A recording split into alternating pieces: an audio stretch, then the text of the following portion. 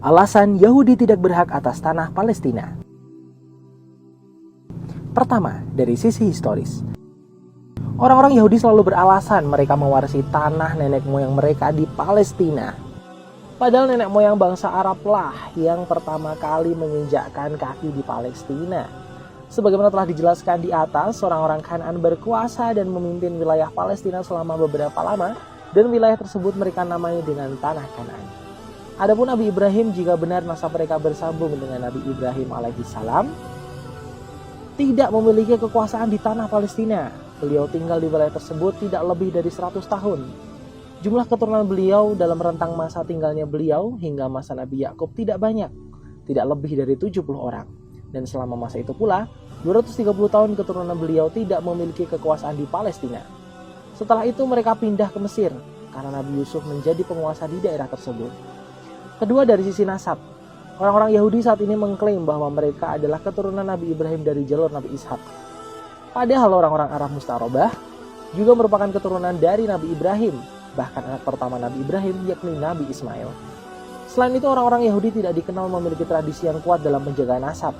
Adapun umat Islam dan orang-orang Arab memiliki tradisi kuat dalam hal ini. Islam menjadikan penjagaan nasab atau keturunan sebagai salah satu di antara 5 hal yang wajib dijaga dalam Islam. Karena itu, Islam melarang kelas perzinahan. Dan orang-orang Arab dikenal memiliki tradisi yang kuat dalam menjaga nasab mereka. Upaya yang kuat dalam menjaga nasab mereka genealogikan dengan syajaratun nasab atau pohon nasab. Kurang kuatnya tradisi Yahudi dalam menjaga nasab diperparah dengan adanya pemahaman matrilineal atau mengambil nasab dari jalur ibu yang berkembang di antara mereka. Pada abad kedua, rabi-rabi Yahudi mengubah tradisi patrilineal menjadi matrilineal. Mereka menyatakan inilah yang diajarkan Talmud. Keyakinan ini terus berkembang di kalangan Yahudi Ortodoks.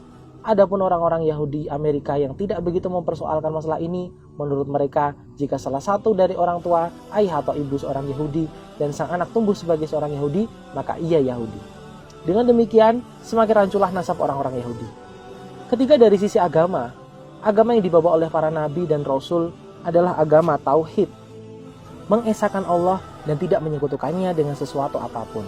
Itulah agama Islam. Tidak ada seorang pun nabi atau rasul yang membawa ajaran selain ajaran tauhid ini. Oleh karena itu, Allah Ta'ala membantah penisbatan Nabi Ibrahim kepada agama Yahudi. Allah Ta'ala berfirman, Ibrahim bukanlah seorang Yahudi dan bukan pula seorang Nasrani, akan tetapi dia adalah seorang yang lurus, lagi berserah diri kepada Allah, dan sekali-kali bukanlah dia termasuk golongan orang-orang musyrik.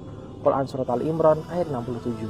Kemudian agama para nabi dan rasul, agama Islam tidak memandang nasab hanya berdasarkan garis keturunan, tetapi juga menyertakan keimanan sebagaimana kisah Nuh. Dan Nuh berseru kepada Tuhannya sambil berkata, Ya Tuhanku, sesungguhnya anakku termasuk keluargaku, dan sesungguhnya janji Engkau itulah yang benar, dan Engkau adalah hakim seadil-adilnya. Allah berfirman, Hai Nuh, sesungguhnya dia bukanlah termasuk keluargamu, sesungguhnya perbuatannya perbuatan yang tidak baik.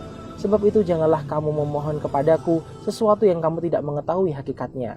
Sesungguhnya aku memperingatkan kepadamu supaya kamu jangan termasuk orang-orang yang tidak berpengetahuan.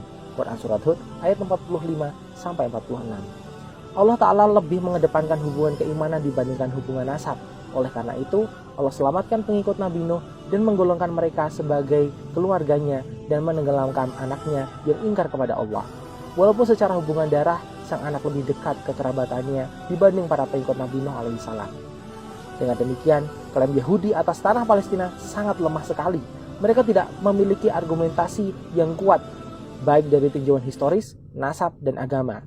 Mereka tidak lebih dari kalangan penjajah yang merebut paksa Palestina dari pemukim aslinya.